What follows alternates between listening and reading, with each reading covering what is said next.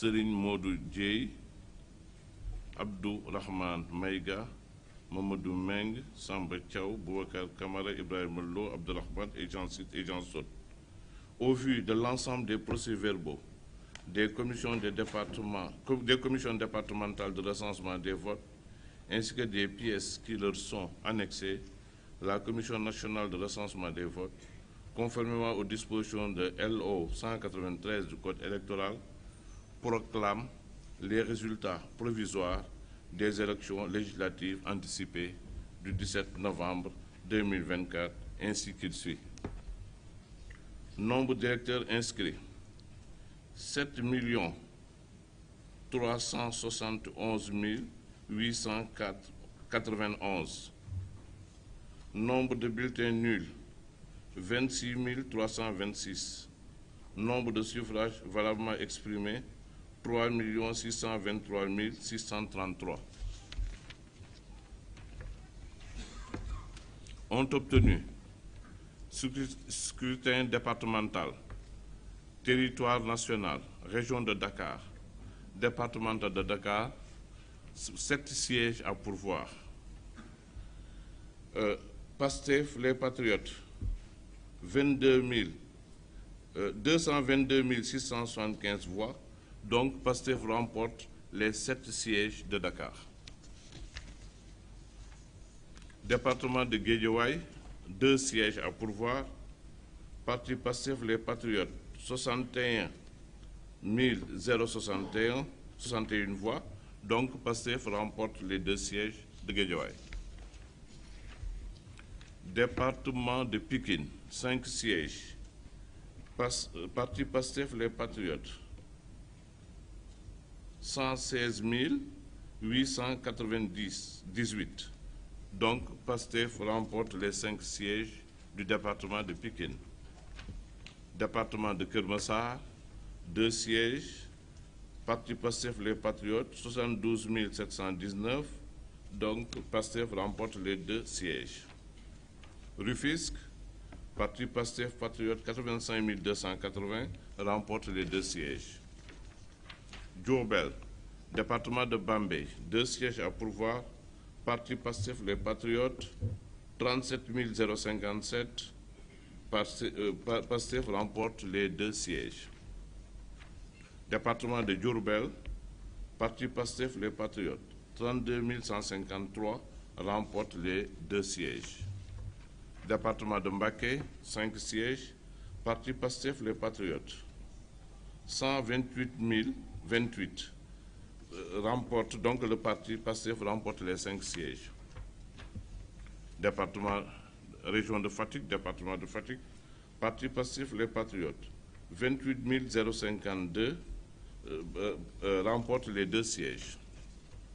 Département de Foundiougne, le parti PASTEF les Patriotes, 31 850, remporte les 2 sièges. Département de Gossas, 1 siège.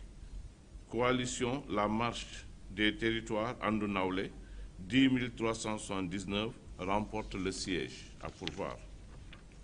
Région de Kaffrine, département de Mbirkilan, Parti PASTEF les Patriotes, 15 967 voix, remporte le siège. Kaffrine, 2 sièges. Parti PASTEF les Patriotes, pour 26 655 voix, remporte les 2 sièges. Koungheul, département de Koungheul, Parti PASTEF les Patriotes, pour 21 283 voix, remporte les 2 sièges. Département de Malem Hodar, Parti PASTEF les Patriotes, pour 10 427 voix, remporte le siège. Guinguinéo, Parti PASTEF les Patriotes, 16 364, remporte le siège. Département de Kaolack, 2 sièges à pourvoir. Parti PASTEF les Patriotes, 66 818, remporte les 2 sièges. Nioro, 2 sièges à pourvoir. Parti PASTEF les Patriotes, 42 773, remporte les 2 sièges. Région de Kédougou, département de Kédougou, Parti Pastef les Patriotes, pour 10 143 voix, remporte le siège. Département de Salé-Mata, un siège à pourvoir. Parti Pastef les Patriotes, pour 2704 voix, remporte le siège.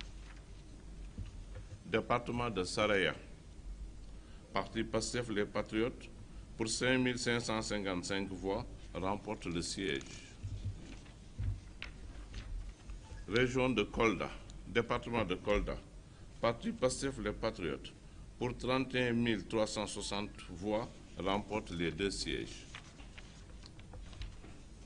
Médina Yoro Fula, Parti Pastef les Patriotes, pour 15 081 voix, remporte les 2 sièges. Département de Vélingara, 2 sièges à pourvoir. Parti Pastef les Patriotes, 26 335, remporte les 2 sièges.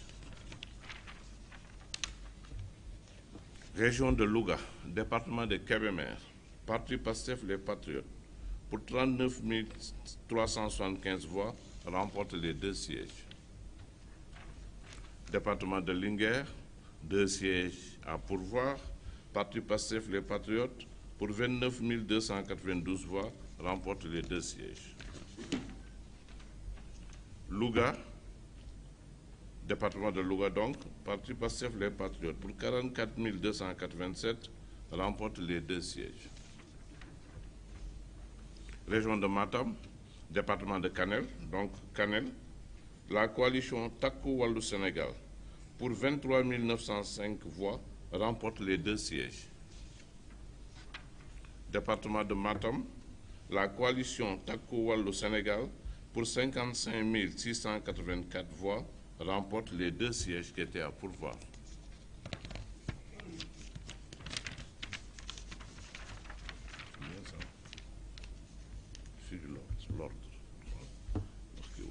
Ranérou Ferlo, un siège. La coalition Takku Wallu Sénégal, pour 8 289 voix, remporte le siège. Région de Saint-Louis, département de Dagana, le Parti Pastef les Patriotes, pour 34 065 voix, remporte les 2 sièges. Département de Podor, la coalition Jàmm ak Njariñ, pour 41 349 voix, remporte les 2 sièges. Département de Saint-Louis, le Parti Pastef les Patriotes, pour 54 250 voix, remporte les 2 sièges. Région de Sédhiou, département de Bunkiling, Parti Pastef les Patriotes, pour 20 952 voix, remporte les 2 sièges. Goudomp, Parti Pastef les Patriotes, pour 24 927 voix, remporte les 2 sièges. Département de Sédhiou, Parti Pastef les Patriotes, pour 25 607, remporte les 2 sièges. Région de Tambacounda, département de Bakel, Parti Pastef les Patriotes, pour 11 636 voix, remporte les 2 sièges. Département de Goudiri, la coalition Takku Wallu Sénégal, pour 10 516 voix, remporte le siège. Département de Koumpentoum, Parti Pastef les Patriotes, pour 13 971 voix, remporte les 2 sièges. Département de Tambacounda, Parti Pastef les Patriotes, pour 26 078 voix, remporte les 2 sièges. Nous sommes à la région de Thiès, le département de Mbour, le Parti Pastef les Patriotes, pour 101 122 voix, remporte les 4 sièges qui étaient à pourvoir. Département de Thiès, 4 sièges à pourvoir, Parti Pastef les Patriotes, pour 119 578 voix, remporte les 4 sièges. Département de Tivaouane, le Parti Pastef les Patriotes, pour 81 199 voix, remporte les 2 sièges. région de Ziguinchor, département de Bignona. Le parti PASTEF Les Patriotes, pour 58 996 voix, remporte les 2 sièges qui étaient à pourvoir. Département d'Oussouye, parti PASTEF Les Patriotes, pour 11 262 voix, remporte le siège qui était à pourvoir. Département de Ziguinchor, 2 sièges à pourvoir. Parti PASTEF Les Patriotes, pour 45 810 voix, remporte les 2 sièges. Maintenant, département de l'extérieur du Sénégal, donc Afrique du Nord, 1 siège était à pourvoir. Parti PASTEF Les Patriotes, pour 5 756 voix, remporte le siège. Afrique de l'Ouest, 3 sièges à pourvoir.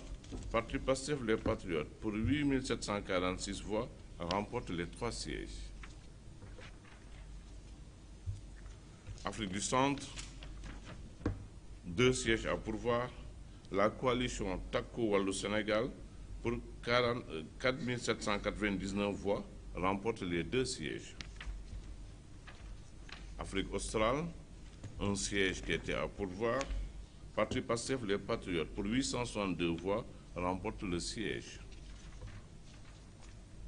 Europe de l'Ouest, du Centre et du Nord, 3 sièges qui étaient à pourvoir. Parti PASTEF Les Patriotes, pour 19 629 voix, remporte les 3 sièges. Europe du Sud, 3 sièges à pourvoir. Parti PASTEF Les Patriotes, pour 31 734 voix, remporte les 3 sièges. Amérique Océanie, 1 siège qui était à pourvoir. Parti PASTEF Les Patriotes, pour 6 320 voix, remporte le siège. Asie Moyen-Orient, 1 siège qui était à pourvoir. Parti PASTEF Les Patriotes, pour 656 voix, remporte le siège. Nous passons maintenant au scrutin proportionnel national. Hein? C'est bon? Alors, le quotient national est de 68 370,433. Alors, entité And Liggéey Suñu Réew, 19 373, pourcentage 0,53, n'a pas de voix. Coalition Sénégal Kessé, 25 822 voix, 0,71 à 1 voix.